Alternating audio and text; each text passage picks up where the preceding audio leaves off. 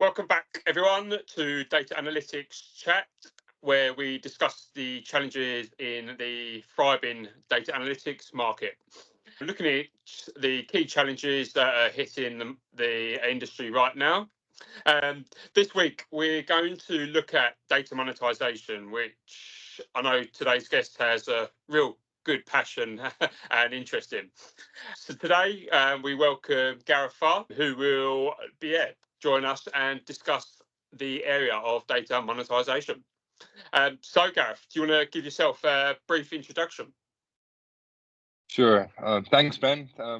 Glad to be here. I guess who I am, I'm sort of currently lead a data science and AI team in a major European bank. And I've been on this data journey probably now for close on a decade, where I've managed to see quite a number of different challenges across the data industry. And today, one of the key challenges that we're facing is, I think the topic that we're going to discuss today is, how to really demonstrate and show value. And this new buzzword around data monetization has been unleashed, and I guess we can unpack that a little bit further. Yeah, definitely. Every business comes across these challenges, obviously getting buy-in for the data projects and obviously showing the ROI on these data projects, which is a constant challenge for businesses. Yeah. So let's dive straight into question one. So for all our audience. So, what does data monetization mean, and why is it an increasingly important topic? So I think that's exactly what you mentioned around the need to demonstrate some form of ROI. So often, I think if you've been around in data for a while, you'll understand there's always the challenge of trying to demonstrate the value. Everyone understands or conceptualizes that there is value, but sometimes it's very difficult to get to it. I talk to consultants and consulting firms, and they're always talking about data as an asset, and it's an asset, simple as that. And then I was like, but that's a bit strange, data as an asset. What does that, sort of mean? And I think here you have to look at the accounting definition of data as an asset. So the international accounting standards define asset as a present economic resource controlled by an entity as a result of past events. So, and to add to that, you also got to have the resource must produce some potential benefit in the future. So it's not just something that you control today as a result of past events, but it also needs to somehow deliver value into the future. Data, where then does the value come from? So for me, data monetization focuses around, the value extraction from data. And I think where we would probably want to look at that is there are a number of different ways. A lot of people jump straight to data monetization being, we must now package and sell our data. So create data products for external consumption for a fee, which is a very component of data monetization. But I think there's also the internal data monetization component where you can sort of use data to unlock internal value. That is still value, that is still data monetization. You don't have to sell it specifically, but it's really around focusing on the extraction of value from data. Okay, interesting. Now it's growing in popularity for business, and I think obviously recent the Gen AI hype is showing business leaders that AI has got that impact for businesses, and I think it's sped up the process to educate business leaders. Yeah. So how can businesses identify opportunities within their data that have the potential for monetization? Well, I think, again, it centers around where you sit in the, what type of data leader you are, put it that way.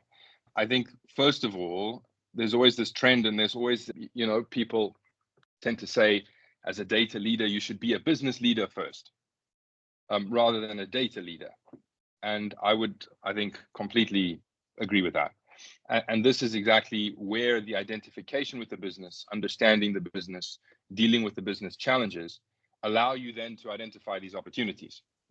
So if you actually spend time, whether it is with a sales network, whether it is with those that intensively work with data, and you listen to their pain points, that's, really driving the challenges and trying to address that. So faster data delivery, the better utilization of diverse data assets around the organization to create different insights that can lead to quicker, faster, better decisions.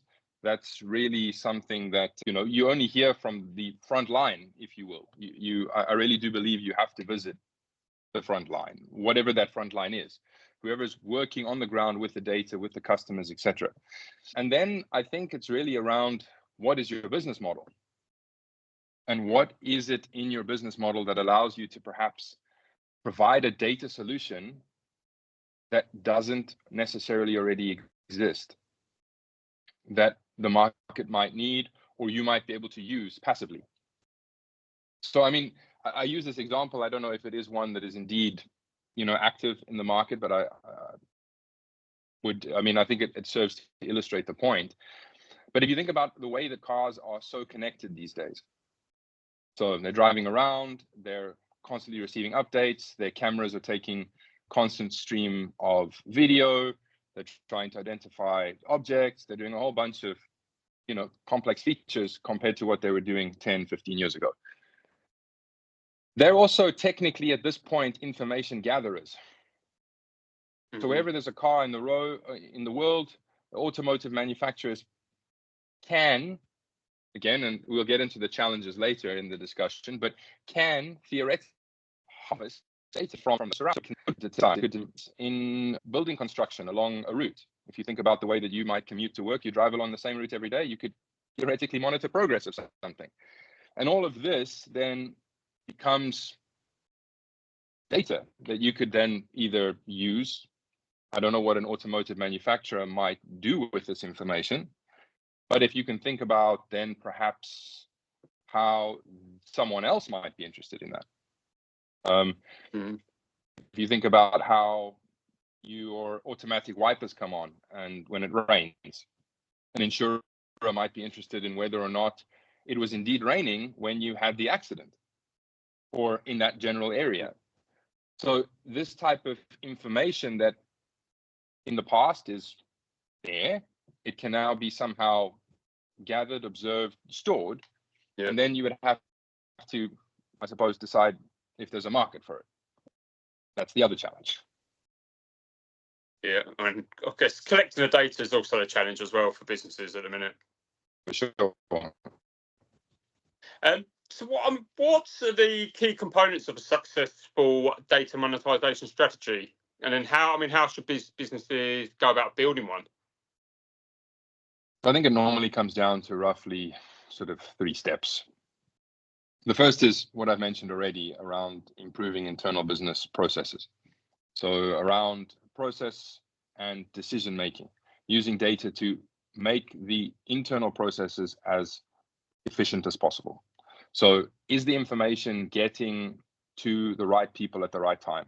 I always use the example of, if you think about a chief financial officer, and if you know a lot about the month-end, quarter-end, year-end processes that exist in a lot of organizations, that's normally compiling the financial position at that point in time at the month end, but generally halfway through the next month. So how can you really understand the health of your business if you're measuring financial performance metrics that are at least 2 to 6 weeks old? Yeah. Now that really, it's for me, it while in the past that might have been, the only way that it could be done, but the technology these days exists that shouldn't be something that you would need to wait that long for.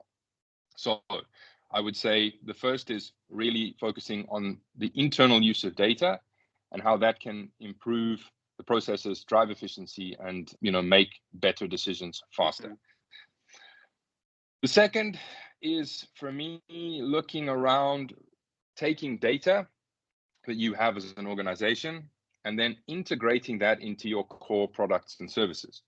So again, depending on your business model, what data do you have about your customers, about your processes that you can then include or integrate into this sort of your key offerings? A typical example in banking here is customer relationship management. What data can you use to serve your customers better using the insights that you're able to generate from the data. So how do you make your customers' life easier from the information that you have? And I think that that's sort of like, again, probably relatively mature in a lot of the organizations. I mean, I think the practice of CRM and statistical modeling around customer portfolios have been around for a long time, but there's more and more information and you can get more and more advanced techniques. Another one here, as you mentioned, around the generative AI. That's a good example of where if you can integrate this wonderful ability to communicate on a human level with your processes, allowing customers to self-serve and execute what they need to execute, to having this sort of like interface that is then, integrated, you end up in a position where you can really both drive customer satisfaction and on top of that, drive efficiency. Because if you can really now understand the customer's intent, and if you can really integrate that with safe products and services, so whether you're selling something or whether perhaps again in banking, you need to order a replacement card, these once authenticated shouldn't be too much of a challenge to then trigger automatically. You don't need to phone the call center. You don't need to deal with a human agent. You can sort of self-serve and really use that information, use AI, use data to sort of allow that to be complete. And then I think the third pillar of the data monetization, and I guess this is the optional one, depending again on the industry and risk tolerance, etc., is then the packaging and selling of that information. So creating data products for external consumption. Again, we've mentioned the theoretical example of automotive manufacturers packaging weather data and making that available to insurers, or making driver behavior on an anonymized basis, given different weather patterns. Again, that also might be something that's interesting. So wherever you're gathering data within your industry, what again can you sort of then create a data product and then be able to ship that or make that available on the market? Yeah, no, interesting points, and yeah, completely agree. So you touched on the key challenges. So what are the common challenges that you see that businesses face when attempting to monetize their data? And I guess also, like, how could they overcome them? Yeah, so I think again that's very much a data management challenge that has been around for a while. First of all, I think you've already touched on that. It's complex data distribution. So data often still lives in multiple different places, multiple different levels of ownership, quality, etc. You don't really want to base a monetization strategy on data that is obviously not necessarily trustworthy, because that could really drive the wrong outcome, especially when you're talking about customer facing results, outcomes. So it's really around data distribution. Data quality is obviously of paramount challenges. I think the data distribution and data availability problem, I don't know if I have really super recommendations for that, because there's so many different ways to go about this, that we could probably spend a whole nother podcast episode on just that. Yeah. But I think here it's really around making sure that you understand where your data sources are, making those as available as possible. So for the teams that need access, it shouldn't be something that is too laborious and too difficult. But I think really when it comes now, especially to this data monetization and perhaps even creating these external facing data products, you've obviously got now moving data around. And again, we would have to consider this within the legal frameworks that exist. So perhaps here, we're not talking about individual personal customer data. It would be more perhaps aggregated insights along with the relevant consents obtained, etc. But ultimately, data loss is something that is perhaps, now that you're shipping data, especially perhaps outside of your organization, something that could be problematic.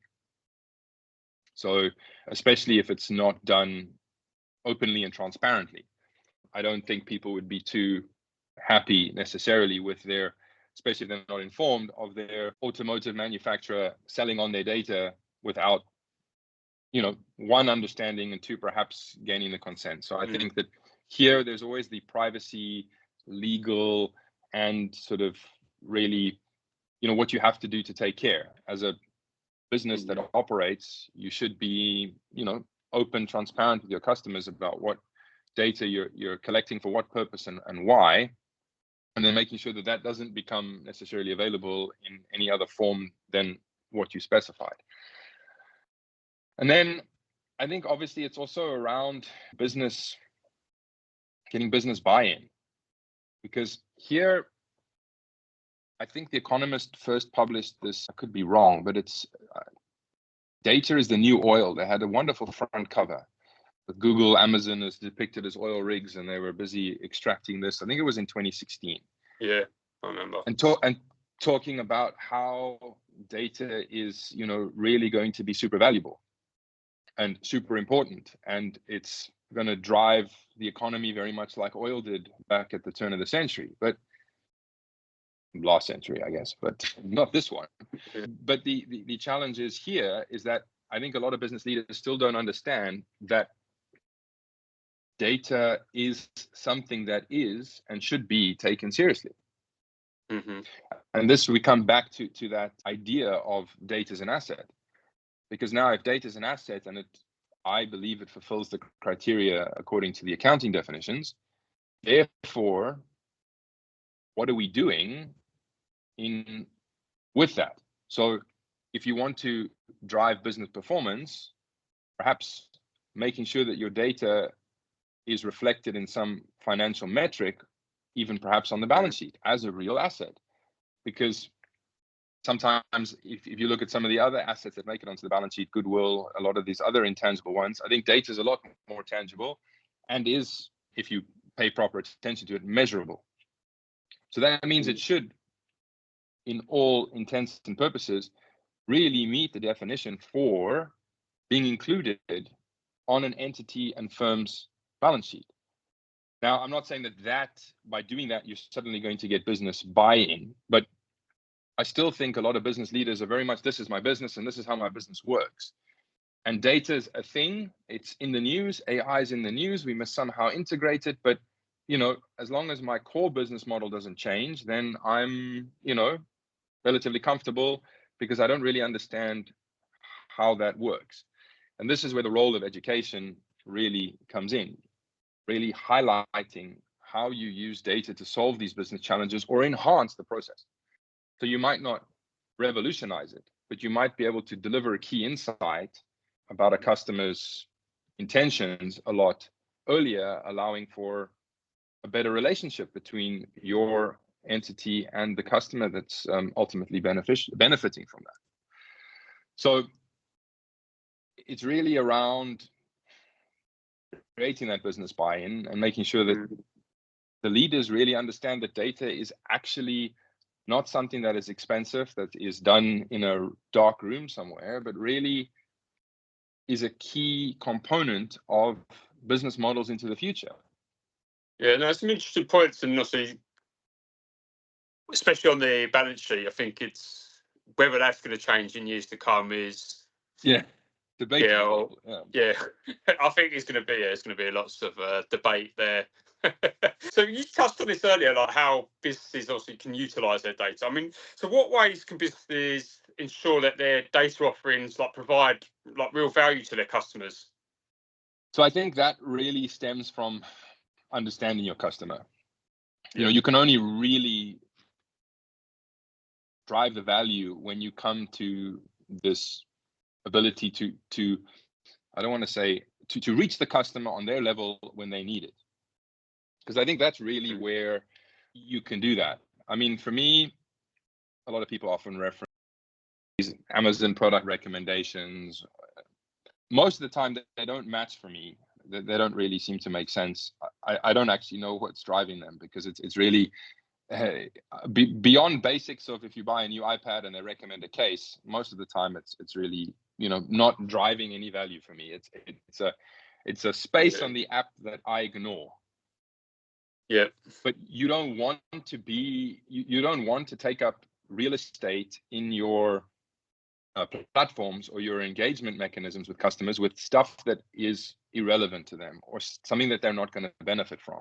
Yeah. And I think that is where you really need to sort of and this is, I think, a key component of the data monetization idea or strategy, is you've really got to wrap your data into the product and service offering that you have to enable that feeling of,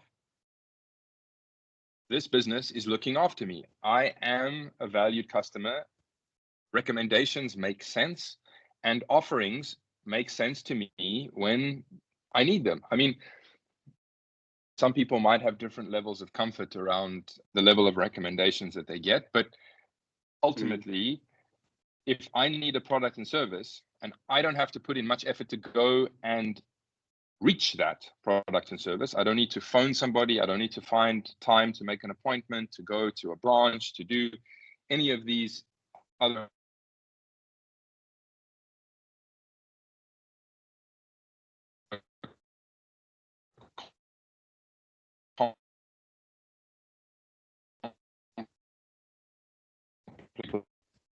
that's really, I find that, sorry, Ben, you look like you're a bit... The technology just froze. Can you back? hear me now? Can you hear me? Yeah, I can hear you. Can you hear me? Yeah, I can hear you. Okay, cool. Okay. So yeah, what? So everything's working. So I don't know where it froze out, but Yeah, I guess just trying to repeat the last bit. Yeah, so I think it's really around, just maybe to summarize it, it's just really around making sure that you reach the customer at the right time with the right product to serve, and making it easy for them to, because again, here it's not just about data, it's also about the rest of the way that data integrates into the digital ecosystem. So not only have you generated the insights or the customer recommendations, but then you also allow the customer to fulfill that in as slick a way as possible. And that's really where you sort of get that feeling of really sort of, being an appreciated customer.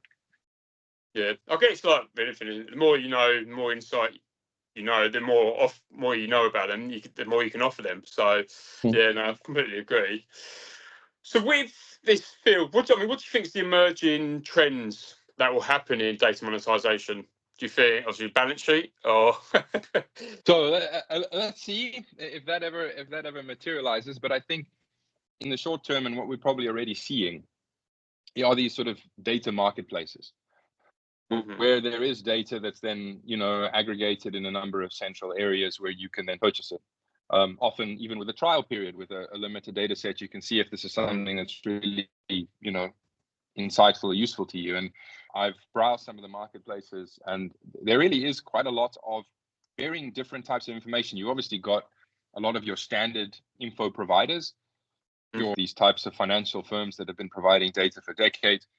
They've got their offerings, I suppose, maybe more diversified than perhaps what it used to be, but they've got these types of data offerings. Obviously, there's a lot of ESG data offerings that I've noticed, but there are some really, bespoke ones. But I think that this is really where you will start to see some sort of increasing type of data being made available to either purchase or even exchange. So what you see in the marketplace is often,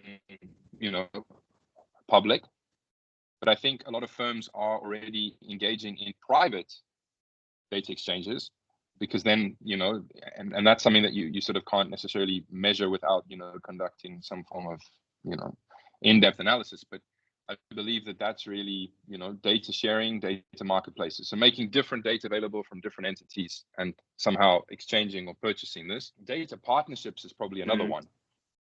So how do or commercial partnerships that then leverage off data. That's probably another way to conceptualize it. So how do I, in one industry, perhaps utilize data of another industry that allows me to sort of, provide better insights? Again, perhaps if you take the automotive example, these days, I think a lot of them are also offering ad spaces in satellite navigation. So you're approaching a service station on a highway. There might be a number of fast food restaurants. Perhaps one is prepared to pay more for the advert than the other. So maybe it's a slightly bigger display on your navigation screen, for example. But now, theoretically, financial services could even enrich that information to make the advert targeted, because I don't know if you're perhaps late at night. Some people admit to eating junk food, but perhaps you prefer one brand over another, and you're able to see that in the customer's data. If you were integrated and formed a partnership with the automotive manufacturer, you could say that this customer is most likely to purchase this brand over that brand, which allows them to sell their advert on with a slightly higher fee, because there's a little bit more chance that that's actually going to result in some form of statistical example here. I have no idea if this is what's going on, but it's these types of complex data interactions that you could somehow then benefit from. The financial institution would get a fee from the automotive manufacturer to sort of say, well, okay, I provide the insight that this is the one that's most likely going to work, and you take it from there. And then I guess you would be looking at data-driven services. It's probably the next one, where there's something completely data-driven that didn't exist before. If you think about all of this, is Google Maps. Google Maps didn't do anything. Again, this is with inverted commas, revolutionary. Maps have existed for decades. Satellite images have existed for decades. Advertising has existed for decades. All that they did was take data from these different types of data, brought them together to create a product. Then they decided that they wanted to enhance, when they're only doing Street View, which we all enjoy or take advantage of. I've used it many times, but it's all just taking a number of data points that existed previously. I don't think at the start of Google Maps, it wasn't something that was proprietary Google. I don't think that they had control of any information in the initial, back in the day, Maps version that wasn't already automatically available. Digitized map. They overlaid that with satellite imaging. They take their advertising data and they make that, again, it's a wonderfully conceived data product, and it's a data service. And it adds a considerable amount of revenue to Google's business. And I always ask the question, what is the next Google Maps? What is the next, I don't want to say obvious, because I don't think Google Maps was obvious, but the data sources existed, and it was that spark of genius that brought all of it together to create the product that it is today. So what is that? And I think that this is also where we're going to start to see these data-driven services, where there is money to be made from providing that service or product. Yeah, no, interesting. Yeah, exactly. Well, I mean, what is going to be that next big product? The world is open. So, well, I mean, how do businesses measure the success of their data monetization efforts then? Because that's going to be quite critical especially to get buy-in. Yeah. So the complexity here, I think, is making sure that your efforts are trackable and measurable. So if you are going to increase efficiency, what is that? So what is it when you set out to solve a business challenge or serve a customer with data, pursuing a data monetization strategy? You need to really consider, what are your performance metrics? What are your success metrics? Because sometimes I think you need to think of, again, all that we've been speaking about here today around data monetization, around data being an asset, data being the future, data being this, core component that will drive the future economy forward, especially if we look at the increasing use of artificial intelligence, etc. You always then get to the question of, but why are data functions cost centers? They're generally like any other cost center, finance, operations, data sits sometimes in that, IT. Surely if data has such great potential, data is monetizable, maybe one day you could put data on the balance sheet. Why are we also not thinking about data as profit center? And if we're not a profit center today, how do we try to perhaps see how we can go about that? Now, if you adopt that thinking, of if I need to make my data function a profit center. If whether that's possible or not, I'm not going to say that, but let's just say that if you take that thinking on, that actually I should be responsible to produce P&L, then you're going to want to measure this P&L. Yeah. And then you would very much take the focus on how do you measure that P&L. So if it is around making processes faster, then what is the benefit of that? Are you able to take decisions that save costs? Are you able to then optimize your resources, allowing you to perhaps, if you re-platform, maybe you're able to decommission old items. You can look at, optimizing how many people necessarily work in the function or work specifically on that. They might then spend more time in the analysis. I think I've spent some time in finance, and I've noticed that a lot of the time the humans are employed to provide the analysis and insight into what's happening in the financial metrics. But because the processes and data collection and everything is so clunky, that they end up spending more time just producing it and no time on the analysis. So now then you're able to, if you're able to then unlock this internal efficiency, then you can have more time on the analysis. And the analysis might reveal things that you're able to take action on earlier. Then you would have to say, okay, what is that? And how do I measure that? On the commercial side, I think it's a little bit easier, because then surely every successful sale, if you're in a sales type of organization, what sales are made using the data insights that were generated. So if I'm going to place an ad in an app or an ecosystem, and I've generated that with data insight, I should know. And I should then also know whether that is fulfilled. And if that is fulfilled, then that's technically my sale, or a combination sale between data and digital. So it becomes a digi sale driven by data. You can contain a piece of that. Then we also start to get into this shadow revenue discussion. So then the sales organization says, but you're now taking my revenue numbers away from me. And then, so, I mean, let's leave out some organizational politics here, but it's really around tracking what you do. So whatever insight you generate, you should then know how you want to measure that. So again, you take that, if I'm providing this product or this service through data, what is my success metric? And then making sure that you're able to track that success metric. So through sales, through efficiency. And I think that that's really then you're able to very quickly tell the story of this is working or this isn't working. In the past, especially around, CRM campaigns, it's normally around, click rates, how many customers clicked on this, how many were converted. But what does that then actually mean?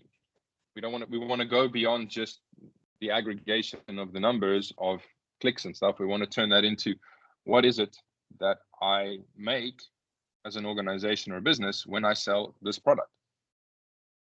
Yeah. So I think that's going to be the hard bit, isn't it? Just the track, recording the track of where of the journey. Basically, I think it's going to be the difficult bit for businesses. And like you said, I think you touched on it. It's going to be internal politics happen, especially in sales. Like it's going to, obviously you've got to do it, manage it properly, and have a clear this or that, because if not, it's just going to cause, I guess, aggravation within the office. Yeah, exactly. But I think maybe just one more comment on that. I think really, given the complexity, speed at which a lot of the sales organizations often have to work, and the amounts of pressure on them, data's really got the ability to really unlock, and we've even seen this with some of the Gen AI cases, where you really have a lot of the sales briefs or pitches that are sort of, pre-prepared using Gen AI. But then when you really combine that also with the data insights that you have, you really then enable the sales network to really sort of, optimize their time in front of the client, because you've really given them the proper preparation. And if you think about that, often that's on a level that wouldn't have been possible given the amount of clients that the relationship manager might need to serve, given the amount of time in a day, given the technology available to analyze the customer's information. When you really bring the data AI component in that to create this really great pitch, it allows them a higher chance, one, of success, and it takes a lot of the effort of preparation out, leaving the relationship manager to focus specifically on that, the relationship. And I've been armed with these data insights, but then you can't just say that that's just thanks to the prowess of the relationship manager. Yes, they played an important and integral part of it, but that might not have been possible without the integration and preparation of the data piece. And this is often where perhaps the message is lost in terms of the amount of real value that can bring into that discussion. Yeah, it's obviously a difficult situation as well. yeah, for sure. So, lots of politics to play, and that I think is something that is not going to go away for the data organizations anytime soon either. Yeah, no, true. And obviously politics can be bad, but obviously if it's doing good, it's positive. But obviously you want to do it in an amicable manner, I guess. So it's don't cause any distress for people. Yeah, for sure. and you should also be doing this in partnership with the business. You shouldn't be this lone ranger that's trying to solve all the challenges all by yourself. You should be saying, we can really help you here, but we also need to be able to articulate our value. So what is it that you can help us articulate our value, and how can we help you achieve your targets, your goals? Yeah, so I think that's there is obviously leadership, isn't it? To get the team embedded with one another. Look, it's a team effort end of the day. Yeah, we're on our mission to achieve and then obviously hopefully minimize the conflict. Okay, cool. Yeah, brilliant. Well, I think that it's good. Thanks for having you on the podcast, Gareth. Anything else you want to add? Thank you very much. Yeah, anything else you want to add? I think we've covered quite a bit. Yeah, I think that's it. But thank you again, Ben. It's been great. Brilliant. Thanks for your time. Thank you.